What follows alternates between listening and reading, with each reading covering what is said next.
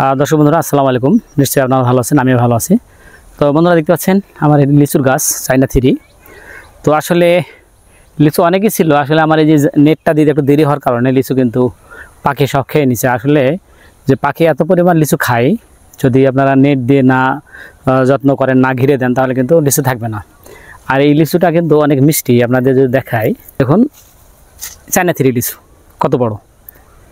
তো আসলে এই লিচুগুলো অনেক মিষ্টি। আর অবশ্যই লিচু যারা আপনারা চাষ করেন, অবশ্যই নেট দিয়ে যদি না ঘিরেন, তাহলে কিন্তু লিচু আপনার এক রাতের মধ্যে আপনার বাগান শেষ হয়ে যাবে। আমি আপনাদের দেখাবো আমার বাগানের নিচে কি পরিমাণ লিচু পড়ে আছে।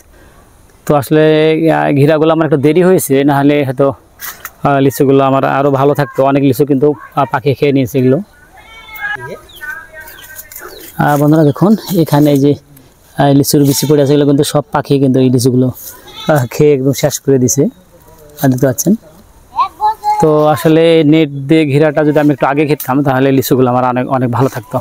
তবে যদি নেট দিয়ে আমরা যত্ন করে ঘিরে রাখি, তাহলে কিন্তু লিচু একটা নষ্ট হবে না।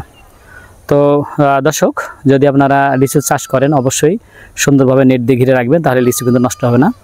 আর দর্শক, আমার ভিডিওগুলো যদি আপনাদের কাছে ভালো লাগে, অবশ্যই আমার চ্যানেল জামান এগুলো সাবস্ক্রাইব করে পাশে থাকা বেল বাটনটি বাজিয়ে দিবেন।